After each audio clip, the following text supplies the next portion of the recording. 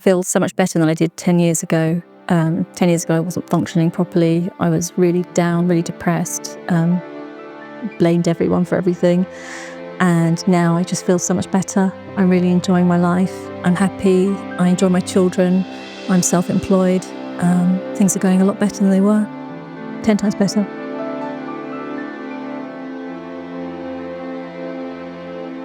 Your one.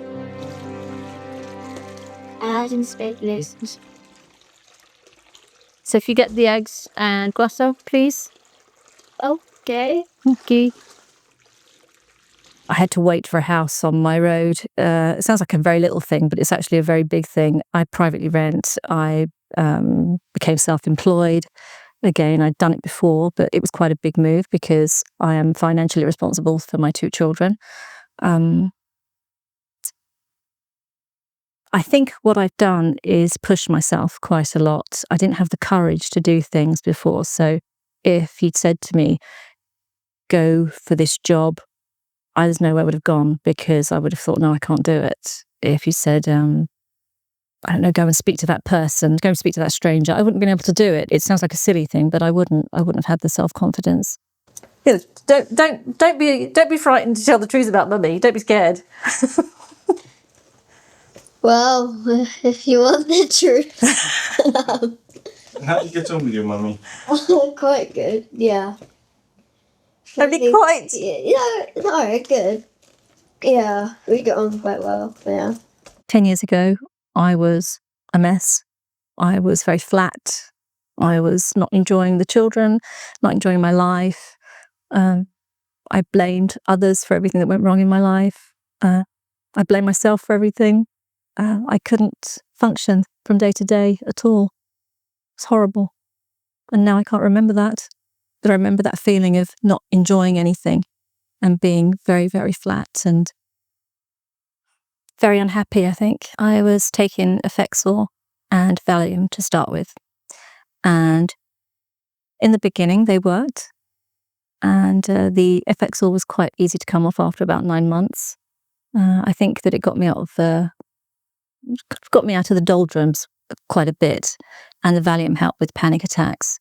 But what I came to do was, without even realising it, rely on diazepam, and got into a bit of a vicious cycle with it. I was taking not a horrendous amount, but more than I should have.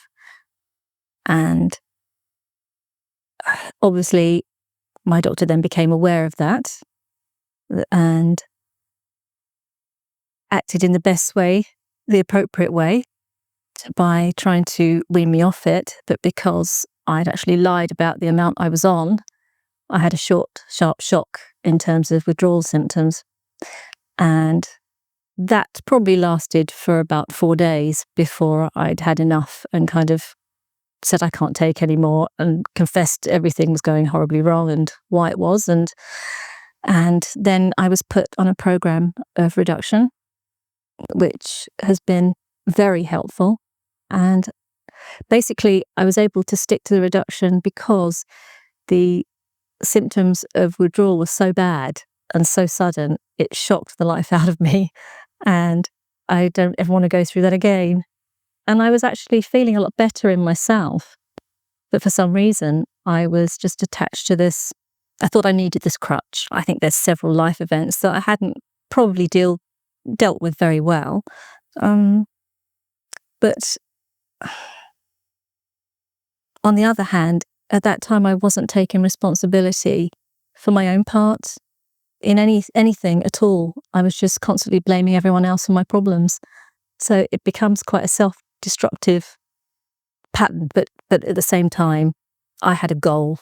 I set myself a goal as well. Really, the power was kind of handed over to me in a way, which was really important because I'd had 13, 14 years of not being actually in control because I had a very unhappy marriage as well. It's just that now I have a different perspective.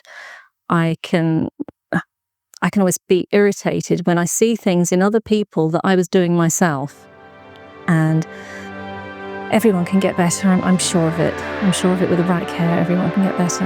I'm sitting here today and I am proof that you can get better.